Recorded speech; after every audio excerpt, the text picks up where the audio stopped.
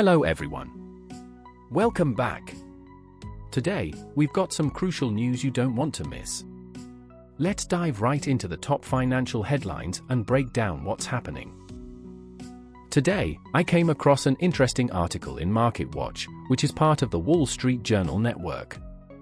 MarketWatch is a paid financial news platform, and the piece that caught my eye had a pretty bold title: Why Einhorn Says It's the Most Expensive Stock Market in Decades. This idea has sparked quite a discussion, and it's something both American and Chinese investors are thinking about these days. In the US, we've been in a bull market for 3 years, and many believe it's going to keep going strong. Everyone feels confident, but as the saying goes, when everyone thinks they're safe, that's often when the real risks start showing up. This article from MarketWatch got a lot of attention because it takes a contrarian view, pointing out some potential warning signs that not everyone wants to acknowledge. What did the article say? The piece cites a letter from Greenlight Capital, co-founded by hedge fund star David Einhorn. In it, they reference Buffett's recent moves, implying that now might not be the best time to be heavily invested in stocks. With the S&P 500 near its historical peak, Greenlight suggests that we could be headed for some bumps. Their main point? Stocks right now are among the most expensive they've been since 1996, whether you look at price-to-earnings, PE, ratios or other metrics. Einhorn's letter also emphasizes that while Buffett isn't exactly predicting an immediate crash, his selling off some of his positions shows a long-term strategy. He's waiting for better opportunities in the future when stocks are cheaper and the returns look more attractive.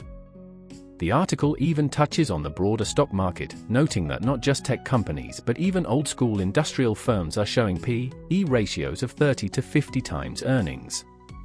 That's a bit wild, right? As Greenlight put it, managing the last third of a bull or bear market is the hardest part. While they're not completely bearish, Greenlight's letter admits that the current market might not keep outperforming like we've seen in the past. For instance, their hedge fund has benefited from gold's recent price spike, even if other positions haven't done as well. My take. I have two main thoughts on this. First, David Einhorn is a name I've followed for nearly 20 years. He's one of the top hedge fund managers in the US and really one of the most solid, reliable investors of the newer generation. Even though some might argue that Buffett has made mistakes, Einhorn still holds a deep respect for him. In this article, you can see how he's looking at Buffett's actions for clues, even though he doesn't know all the insider details. That's a level of humility and respect for proven strategies that's worth learning from. It's easy to get overly confident in your own judgment, to the point where you ignore broader trends or even well-established wisdom. A great example comes from Chinese investor Guo Guangchang. He once said that during financial crises, stock prices are so low it feels like gold is everywhere, but ironically, he himself couldn't buy in because his investments were stuck. Meanwhile, Buffett always seems to have cash on hand, ready to jump in when everyone else is scared. The key?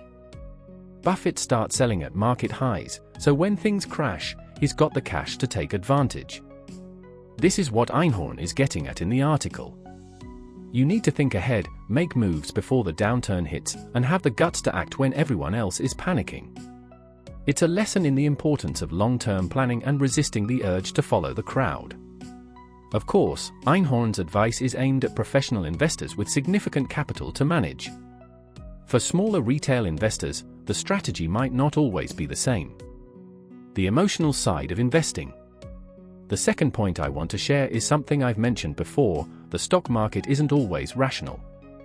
Neither are investors. You can have all the logical arguments in the world, but the market might still surprise you. Case in point, back in 2010, Einhorn and Greenlight Capital made a big bet on China National Offshore Oil Corporation, CNOOC, a state-owned enterprise in China. Their reasoning made sense: China's economy was booming, oil demand was high, and CNOOC was a key player in offshore oil development, which had both economic and strategic importance for China. But despite all the good logic, things didn't pan out. By 2013, Einhorn had to cut his losses and exit the investment. This just goes to show that even a sound investment thesis can run up against unpredictable forces, especially in markets that aren't purely driven by profit, like state-owned enterprises. In the end, no matter how solid your reasoning is, the market doesn't always behave like a high IQ person. Sometimes, it acts like someone of average intelligence, or even lower. That's why it's essential to stay humble, keep learning, and never stop questioning your own assumptions. Even when a logical argument looks perfect on paper, reality can throw you a curveball. But don't get me wrong, just because things are uncertain doesn't mean you should throw logic and discipline out the window. If anything, it makes sticking to your investment principles even more important. Second big news, Zelensky's victory plan during US visit.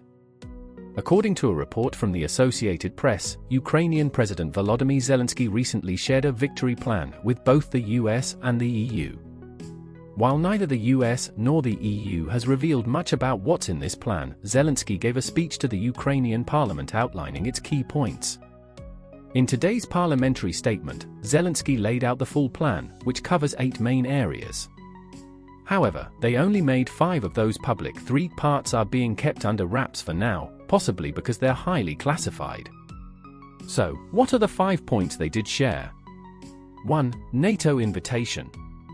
Zelensky emphasized that Ukraine needs an invitation to join NATO, without any conditions attached. He acknowledged that joining NATO isn't happening right now, but insisted that an invitation alone would be a huge blow to Putin's geopolitical ambitions.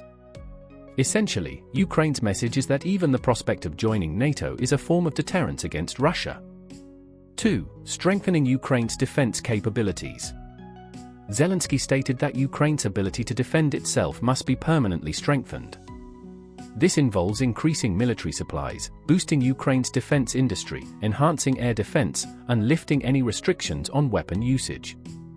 He also made it clear that military operations on Russian soil would continue. 3. Deterrence. Ukraine believes that its Western allies need to deter any further Russian aggression. Zelensky wants to make sure the Kremlin understands that any expansion of their military actions will come with serious consequences. As part of this, Ukraine is proposing a non-nuclear strategic deterrence system on Ukrainian soil to prevent future Russian military threats. There are some secret clauses here as well that Ukraine isn't ready to disclose. 4. Strategic economic prospects. Zelensky proposed that Ukraine, the US, the EU, and other allied countries enter into agreements to jointly invest in and use Ukraine's natural resources. He pointed out that Ukraine is sitting on valuable resources like uranium, titanium, lithium, and graphite, which are worth trillions of dollars. These resources, if controlled by Ukraine and its allies, would strengthen their global influence. If Russia or its allies were to gain control, however, it would boost their power instead. 5. Enhancing NATO security. Zelensky argues that while Ukraine needs NATO's protection, it can also contribute to NATO's security. He suggested that once the war with Russia is over, Ukraine's armed forces could play a role in reinforcing NATO's defenses. In fact, Ukrainian forces could potentially replace some US troops currently stationed in Europe. One more thing Zelensky's government mentioned today: they're hoping to receive an official NATO invitation before President Biden leaves office. My take: while Ukraine is offering up its natural resources and military contributions to sweeten the deal with the West, I don't think there's a single plan that guarantees Ukraine's victory in this war. The situation is far more complicated, with a lot of other factors at play, like the upcoming US elections. That being said, the victory plan does show Ukraine's resilience and determination to keep pushing forward despite the odds. Third big news: Trudeau is undermining Canada's liberal dream. In today's headline from The Economist, they're not holding back with the title, "Justin Trudeau is wrecking Canada's liberal dream. His failings hold lessons for liberals the world over." Wow, that's pretty harsh. It sounds like they're ready to completely write off Trudeau. So, what exactly did he do wrong to earn such strong criticism? The article kicks off with an example from a recent progressive gathering in Montreal where Trudeau talked about Canada's economic outlook and the sustainability of his liberal agenda. He even complained that despite all the work he's done to lower childcare costs, people are more concerned about rising mortgage rates. This really highlights a key issue. While Trudeau's focused on his liberal welfare initiatives, the average Canadian is more worried about basic affordability, like whether they can buy a home. The Economist points out that Trudeau seems a bit disconnected from the realities facing Canadians today. Since taking office in 2015, he positioned himself as a moral leader, famously welcoming Syrian refugees and legalizing marijuana. He's also pushed for generous subsidies for families with young kids, aiming to lift children out of poverty and support women's employment. Initially, this earned him the backing of working-class folks and young voters in both the 2019 and 2021 elections. But now, just a few years later, those same groups are turning against him and siding with the opposition Conservative Party. So, what's changed? According to The Economist, skyrocketing housing costs are at the heart of the problem. Since Trudeau took office, housing prices in Canada have shot up by 66%. In fact, Canada has seen the fastest home price increases among large OECD countries, second only to Australia. While many nations grapple with housing supply issues, Canada is facing it particularly hard. Adding to the pain is a sluggish economy. Productivity growth is lagging, which puts pressure on wages. Even though there's been strong investment in oil, gas, and mining, other sectors are lagging behind, especially tech and education, which are getting less investment compared to other wealthy countries. The Economist also mentions that post-pandemic, Canada's economic ties with the US have hit a snag. As Americans shifted their spending towards domestic services, Canadian manufacturers found themselves in a tough spot. In a particularly sharp critique, The Economist argues that Trudeau's leadership has diminished Canada's influence on the global stage. When he last tried to secure a seat on the UN Security Council in 2020, he lost out to Norway and Ireland. Plus, he only allocated 1.3% of Canada's GDP to defense, well below NATO's 2% requirement. Now, while it's easy to blame Trudeau for all of Canada's current issues, that might not be entirely fair. However, it's clear that he's losing support at home.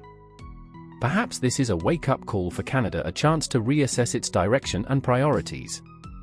My take: Trudeau's situation is a classic example of how political leaders can get out of touch with the everyday concerns of their citizens. While ambitious policies are great, they need to resonate with people's immediate struggles.